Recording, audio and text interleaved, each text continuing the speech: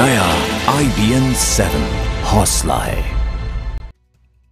नमस्कार, मैं हूं आपके साथ हिमानी नैथानी और आइए अब शुरुआत करते हैं सुपरफास्ट खबरों की।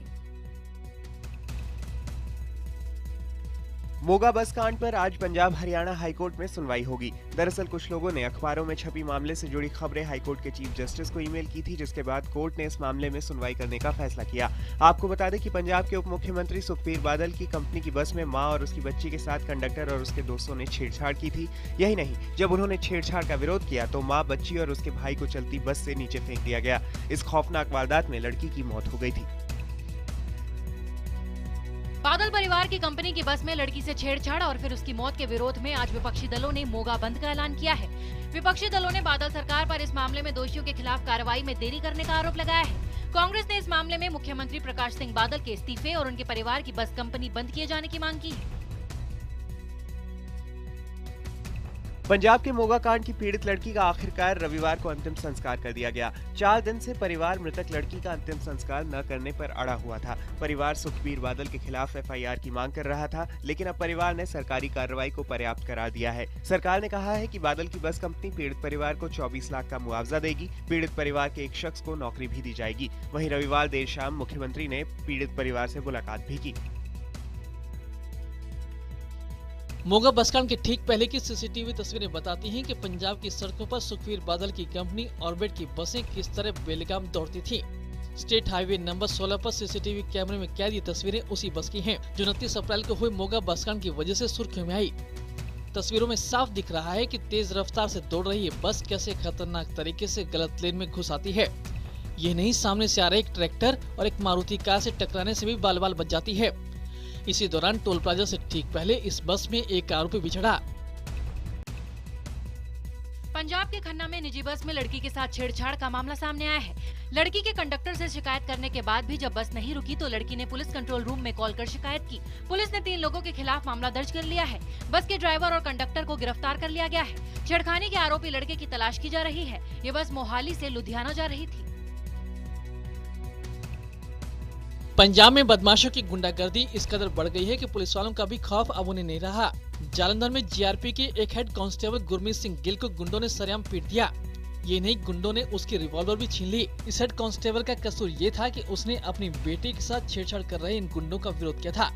इस पर आरोपी गुंडों ने पुलिस वाले को इस कदर पीटा कि उसे गंभीर चोटें आ गयी। फिलहाल उसका अस्पताल में इलाज चल रहा है। वहीं इस मामले में कुछ लोगों को पुलिस ने पकड़ा है। नागालैंड में उग्रवादियों के हमले में 8 जवान मारे गए हैं। हमला तब हुआ जब रविवार दोपहर करीब 2:30 बजे असम राइफल्स और सेना के जवान मोन जिले के चांगलांग सू इलाके में पानी का टैंकर भरने जा रहे थे। इसी दौरान घात लगाकर बैठे उग्रवादियों ने जवानों के काफिले को निशाना बनाकर पहले IED धमाका किया और फिर ताबड़तोड़ फायरिंग शुरू कर दी। हमले में असम राइफल्स के 7 और सेना का 1 जवान शहीद हुए हैं। फायरिंग के दौरान आधा दर्जन जवान जख्मी भी हुए हैं। वहीं असम राइफल्स ने जवाबी फायरिंग में एक आतंकी को मार गिराया, जबकि कई घायल हो गए। नागालैंड में उग्रवादियों के हमले में घायल जवानों का अस्पताल में इलाज चल रहा है। घटनास्थल के आसपास सुरक्षा बलों ने उग्रवादियों को पकड़ने के लिए अभियान शुरू कर दिया है। असम राइफल्स के अधिकारियों को हमले के पीछे national socialist council of Nagaland Khaplang यानी कि NSCN-K का हाथ होने का शक है। बाबा साहेब अम्बेडकर की 125वीं जयंती बड़े पैमाने पर मनाने के बाद अब केंद्र सरकार ने इस साल से बुद्ध पूर्णिमा को भी बड़े स्तर पर मनाने का फैसला किया है। आज बुद्ध पूर्णिमा के मौके पर आयोजित मुख्य कार्यक्रम में प्रधानमंत्री नरेंद्र मोदी खुद मुख्य अतिथि के तौर पर मौजूद रहेंगे। अंतर्राष्ट्रीय बुद्धिस्ट कन्फेडरेशन के साथ मिलकर किए जा रहे इस कार्यक्रम में देश विदेश से बड़ी संख्या में बौद्ध धर्म को मानने वाले लोग हिस्सा लेंगे। अंतर्राष्ट्रीय बुद्धिस्ट कन्फेडरेशन के सहयोग से किया जा रहा कार्यक्रम सुबह 11 बजे दिल्ली के तालकटोरा स्टेडियम में आयोजित किया जाएगा। कार्यक्रम की शुरुआत भगवान बुद्ध की जन्मस्थली नेपाल में आए भीषण भूकंप में मारे गए लोगों को श्रद्धांजलि देने के साथ होगी। सरकार ने हर साल बुद्ध पूर्णिमा को बड़े पैमाने पर मनाने के लिए एक कमेटी बनाकर इसकी जिम्मेदारी केंद्रीय गृह राज्य मंत्री किरेन रिजिजू को दी है। बिहार के मुख्यमंत्री नीतीश कुमार को नेपाल जाने से रोक दिया गया। विदेश मंत्रालय ने उनकी इजाजत ऐन वक्त पर रद्द कर दी। दरअसल नीतीश कुमार शनिवार को भूकंप प्रभावित जनकपुर जाना चाहते थे। उन्हें इजाजत भी मिली हुई थी, लेकिन ऐन वक्त पर विदेश मंत्रालय ने बिहार के मुख्य सचिव को फोन कर नीतीश को दी गई इजाजत रद्द कर दी। नाराज JDU अब इस मुद्दे को सदन में उठाने की बात कर रही है। वहीं विदेश मंत्रालय ने सफाई में कहा है कि नीतीश का दौरा रद्द नहीं किया गया, बल्कि उसे स्थगित करने को कहा गया है। दिल्ली एनसीआर के परेशान फ्लैट खरीदार आज बिल्डरों के खिलाफ सुबह 10 बजे जंतर मंतर पर प्रदर्शन करेंगे। ज्यादातर प्रोजेक्ट लेट हैं। परेशान मिडिल क्लास के लोग किराए के साथ साथ फ्लैट की ईएमआई भर रहे हैं और बिल्डर है कि प्रोजेक्ट में देर पर देर किए जा रहे हैं। यही नहीं, बिल्डर मनमाने ढंग से खरीदारों से कई चार्ज वसूल रहे हैं। लेट पेनल्टी भी खरीदारों को नहीं मिल रही है। मनमाने ढंग से फ्लैट का एरिया बढ़ाकर खरीदारों को लूटा जा रहा है। कांग्रेस उपाध्यक्ष राहुल गांधी भी इस प्रदर्शन में शामिल होंगे। राहुल गांधी ने कुछ दिन पहले ही फ्लैट मालिकों से मुलाकात कर उन्हें मदद का भरोसा दिया था। राहुल लगातार एनडीए सरकार के रियल एस्टेट बिल का भी विरोध कर रहे हैं। दिल्ली बीजेपी अध्यक्ष सतीश उपाध्याय आज से अपने 24 घंटे के ग्रामीण प्रवास कार्यक्रम की शुरुआत करेंगे। ये कार्यक्रम सुबह 8 बजे से खेड़ा कलां से शुरू होगा।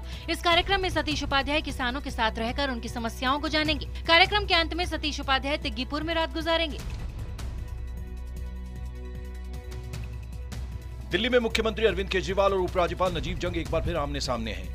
एलजी नजीब जंग के दफ्तर से जारी दिशा निर्देश के मुताबिक अफसरों से कहा गया कि वो अधिकार से बाहर की फाइलें अरविंद केजरीवाल के पास न भेजें। ऐसी सभी फाइलें एलजी के दफ्तर भेजी जाएं। साथ ही अफसरों को यह भी आदेश दिया गया है कि वो संविधान के मुताबिक ही काम करें।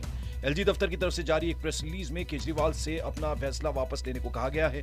इससे पहले केजरीवाल ने आदेश दिया था कि कोई भी फाइल सीधे एलजी के दफ्तर न जाकर उनके पास आएंगी। फिल्म अभिनेता सलमान खान के खिलाफ जोधपुर की अदालत में चल रहे अवैध हथियारों के मामले में आज जिला न्यायालय में सलमान के वकील की अर्जी पर बहस होगी। सलमान के वकील ने 23 अप्रैल को इस केस के 5 गवाहों को बुलाने की अर्जी दी थी, जिसे सीजेएम कोर्ट ने खारिज कर दिया था। इसके खिलाफ जिला न्यायालय में अपील की गई थी। अगर सलमान की अपील मंजूर हुई तो जोधपुर के उस समय के कलेक्टर समेत 4 और लोग गवाही के लिए बुलाए जाएंगे।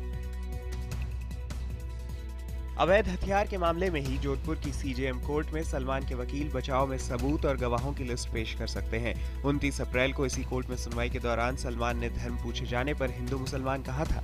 सलमान ने यह भी कहा था कि वो बेकसूर हैं। हालांकि इस केस के न्यायिक अधिकारी का तबादला होने की वजह से सुनवाई पर असर पड़ सकता है। मध्य प्रदेश के नरसिंहपुर में एक और किसान की खुदकुशी का मामला सामने आया है। मरने वाले किसान का नाम संदीप पटेल है। संदीप के परिवार वालों का कहना है कि वो बेमौसम बारिश से बर्बाद हुई फसल और सरकार से लिए कर्ज के चलते बहुत परेशान था। इसी वजह से उसने करेली रेलवे स्टेशन के पास ट्रेन के सामने कूदकर जान दे दी। हालांकि पुलिस संदीप की खुदकुशी की वजह जमीनी विवाद बता रही है। ओमकारेश्वर बांध पीड़ितों के जल सत्याग्रह को आज 24 दिन हो गए हैं। बांध पीड़ित लगातार पानी में सत्याग्रह करते हुए डटे हुए हैं। रविवार शाम डॉक्टरों की एक टीम इन बांध पीड़ितों की जांच करने घोगल गांव पहुंची, जहां गंभीर रूप से बीमार मरीजों की जांच की गई। इनमें से 23 मरीजों की हालत नाजुक है, जिन्हें फंगल इन्फेक्शन हो गया है। पैर की पूरी चमड़ियां गल गई है। जल सत्याग्रहियों से डॉक्टरों की टीम ने इलाज कराने की अपील की, लेकिन वो मानने को तैयार नहीं थे। पटना में भारतीय मानक ब्यूरो के दफ्तर की बदहाली देख केंद्रीय खाद्य उपभोक्ता मंत्री रामविलास पासवान ने लापरवाह अफसरों को जमकर फटकार लगाई। पासवान भारतीय मानक ब्यूरो के पटना दफ्तर की औचक जांच के लिए पहुंचे थे। यहां पहुंचने पर उन्हें पता चला कि मानकों की जांच करने वाली कई मशीनें महीनों से खराब हैं। यही नहीं, मानकों की जांच करने वाले 2 टेक्नीशियनों का पद भी खाली है। इसके बाद पासवान ने विभाग के प्रधान सचिव को फोन पर और दफ्तर में मौजूद डिप्टी डायरेक्टर को खूब खरी खोटी सुनाई।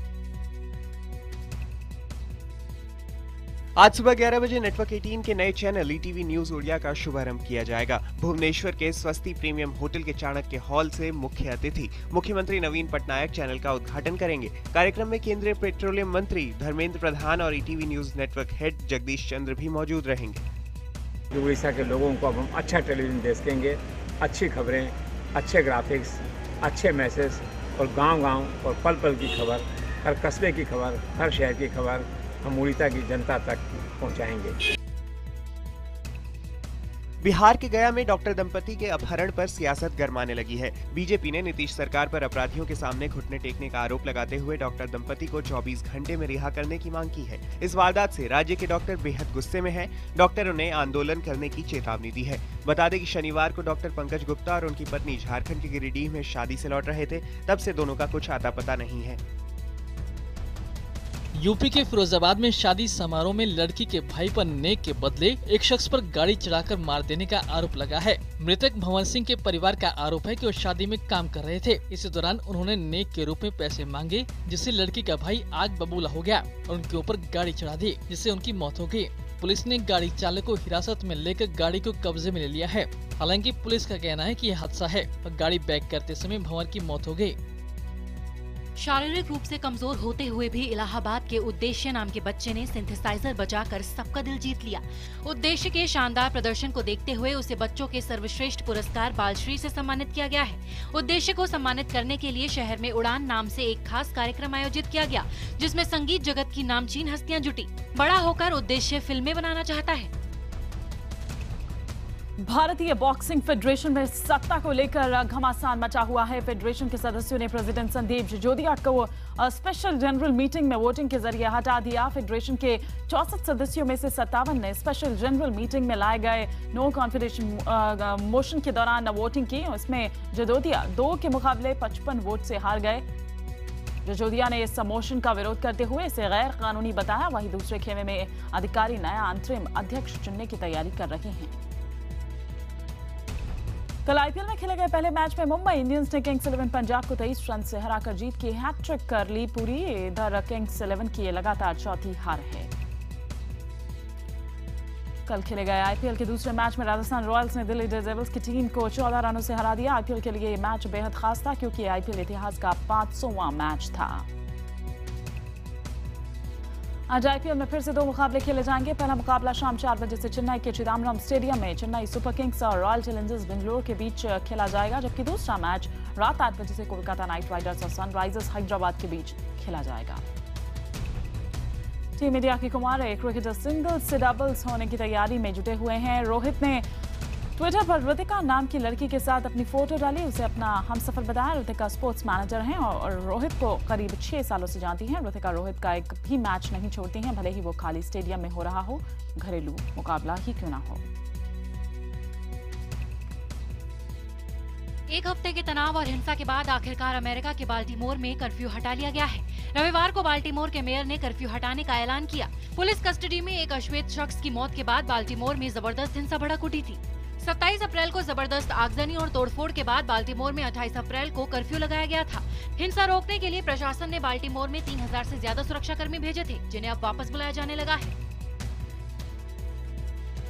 नाइजीरिया में बोको हराम के कब्जे से छुड़ाई गई औरतों ने यह बताया कि चरमपंथियों ने कई बंधकों की पत्थर मारकर हत्या कर दी। इन महिलाओं के मुताबिक सेना जब बोको हराम के जंगल से छुड़ाने के लिए महिलाओं के करीब पहुंचने की कोशिश कर रही थी, तब चरमपंथियों ने पुरुषों और किशोर लड़कों की हत्याएं की। अपनी रिहाई के एक दिन बाद इन बंधक महिलाओं ने मीडिया को बताया कि लगभग 300 बंधक औरतों और लड़कियों को सामिसा के जंगलों से बचाकर एक सरकारी कैंप ले जाया गया। और इन औरतों ने बताया कि चरमपंथियों ने कई महिलाओं को जबरन शादी के लिए मजबूर किया।